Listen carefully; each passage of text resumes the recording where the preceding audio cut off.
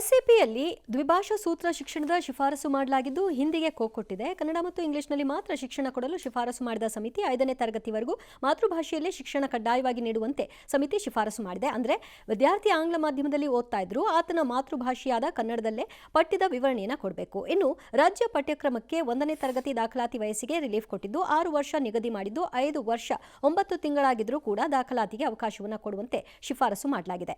ಅಂದಹಾಗೆ ಇವತ್ತು ಪ್ರೊಫೆಸರ್ ಸುಖದೇವ ಥೋರಟ್ ಅವರ ನೇತೃತ್ವದಲ್ಲಿ ಸಮಿತಿ ರಾಜ್ಯ ಶಿಕ್ಷಣ ನೀತಿ ವರದಿಯನ್ನು ಸರ್ಕಾರಕ್ಕೆ ಸಲ್ಲಿಕೆ ಮಾಡಿತು. ದ್ವಿಭಾಷಾ ಸೂತ್ರದ ಪರ ಸರ್ಕಾರವಿದ್ದು ಎಸ್ಸಿಪಿ ಜಾರಿಗೆ ತರಲು ಉತ್ಸುಕವಾಗಿದೆ. ಮುಂದಿನ ಶೈಕ್ಷಣಿಕ ವರ್ಷದಿಂದ ಜಾರಿ ಆಗಬಹುದು. ಅತ್ತ ನೆರೆಯ ತಮಿಳುನಾಡಿನಲ್ಲೂ ಕೂಡ ದ್ವಿಭಾಷಾ ನೀತಿ ಜಾರಿಯಲ್ಲಿದೆ. ತಮಿಳು ಮತ್ತು ಇಂಗ್ಲಿಷು ಮಣೆ ಹಾಕಿದ್ದು ಹಿಂದಿಗೆ ಕೊಟ್ಬಿಟ್ಟಿದ್ದಾರೆ.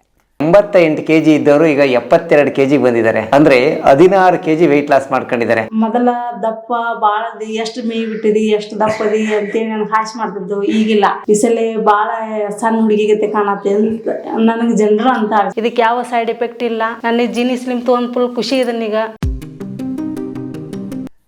ಕಾಂಗ್ರೆಸ್ ಪಕ್ಷ ರಾಷ್ಟ್ರವ್ಯಾಪಿ ನಿಲುವನ್ನು ತೆಗೆದುಕೊಂಡ ಪರಿಣಾಮವಾಗಿ ಆಗಿರೋ ಬೆಳವಣಿಗೆಗಳಿವೆಲ್ಲ. ಇದು ಪಾರ್ಟ್ಲಿ ರಾಜಕೀಯನವೇ. ಇದು ಬರೀ ಶಿಕ್ಷಣದ ಅದ್ಭುತ ಶಿಕ್ಷಣವನ್ನು ಏನೋ ಮಾಡಿಬಿಡ್ತೀವಿ ಅನ್ನೋ ಉದ್ದೇಶದ ತೀರ್ಮಾನ ಅಥವಾ ಸರ್ಕಾರದ ನಿರ್ಧಾರ ಏನಲ್ಲ. ಇದು ರಾಜಕೀಯನೇ. ಯಾಕಂದರೆ ಅಲ್ಲಿ NEP ತಂದ್ರು. ಆ NEPನ ನಮ್ಮ ರಾಜ್ಯದಲ್ಲಿ ಜಾರಿಗೆ ಬಂದಿದೆ. ಕರೆಕ್ಟ್.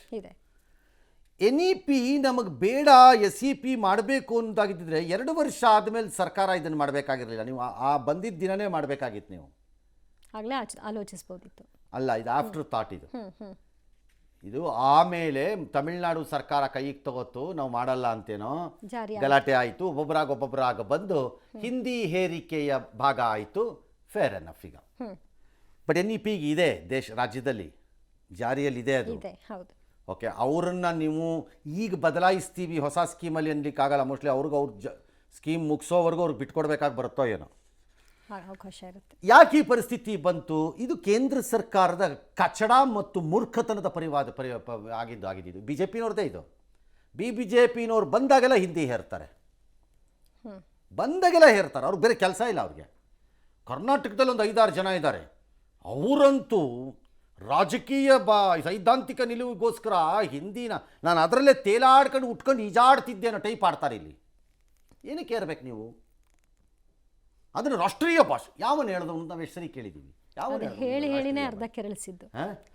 ಮಾಡಿನೇ ಕೆರಳಿಸಿದ್ರಿ. ಯಾವನು ಹೇಳಿದ್ರು ನಿಮ್ಗೆ ಅದು ರಾಷ್ಟ್ರೀಯ ಭಾಷೆ?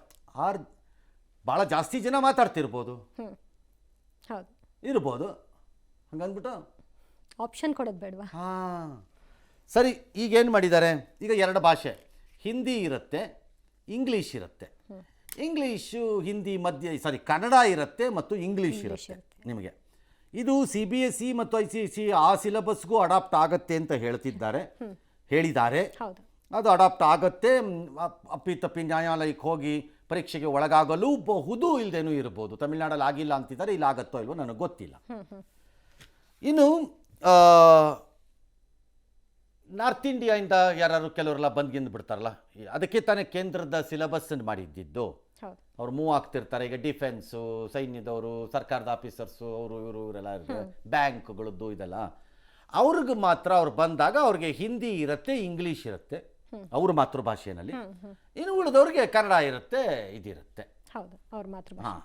CBSE ಸ್ಕೂಲ್ಗೆ ಹೋಗಿ ನಾನು ಕನ್ನಡ ತಗೊಳ್ಳಲ್ಲ, ನಾನು ಹಿಂದಿನೇ ತಗೋತೀನಿ ಅಂತ ತಗೋತಾನೆ. ಅಲ್ಲಿ ಇವರೇನು ಮಾಡೋಕ್ಕಾಗಲ್ಲ ಅದಕ್ಕೆ. ಬಟ್ ರಾಜ್ಯದ ಸಿಲೆಬಸ್ಸಲ್ಲಿ ಏನಿದೆ ಅಲ್ಲಿ ಕಡ್ಡಾಯವಾಗಿ ಕನ್ನಡ ಮತ್ತು ಹಿಂದಿ ಇಂಗ್ಲೀಷ್ ಬಂದ್ಬಿಡುತ್ತೆ ಕಡ್ಡಾಯವಾಗಿ.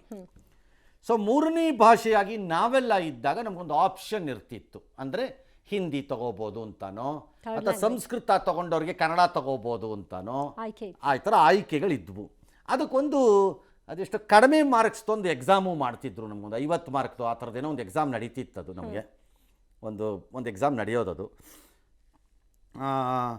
ಈಗ ಇರೋದೇ ಇಲ್ಲ ಅದು. ಸೊ 6 ಸಬ್ಜೆಕ್ಟ್ ಇರೋದು ಈಗ 5ಕ್ಕೆ ಇಳಿಯತ್ತೆ ಅಂತ ಅನ್ಸತ್ತೆ. ಈಗ 5ಕ್ಕೆ ಇಳಿದು ಬಿಡುತ್ತೆ, ಸಬ್ಜೆಕ್ಟೇ ಇರಲ್ಲ. ಅಂದರೆ ಆಯ್ಕೆ ಇಲ್ಲ. ಈಗ ಹಿಂದಿನೂ ಇದೆಯಪ್ಪ, ಸುಮ್ಮನೆ ಬೇಕಾದ್ರೆ ಪಾಠ ಮಾಡ್ಕೋಬೋದು ಅಂತ ಇವ್ರು ಹೇಳ್ತಾರಂತೆ. ಪಾಠ ಮಾಡ್ಕೊಳ್ಳಿ, ಎಕ್ಸಾಮ್ ಮಾಡಲ್ಲ ಅಂತಾರಂತೆ. ಯಾವ ಸ್ಕೂಲ್ನವ್ರು ಕರ್ಕೊಂಬಂದು ಪಾಠ ಮಾಡೋದನ್ನ ಕ್ಲಾಸ್ ತಗೊಳ್ಳೋದೇ ಕಷ್ಟ ಆಗಿದೆ ಇವತ್ತು. ಇನ್ನು ಎಕ್ಸಾಮ್ ಇಲ್ಲದೆ ಇರೋ ಕ್ಲಾಸನ್ನು ತಗೋತಾರಾ? ಎಕ್ಸಾಮ್ ಇರೋ ಕ್ಲಾಸ್ ತಗೊಂಡ್ರೆ ಕಷ್ಟ ಇದೆ.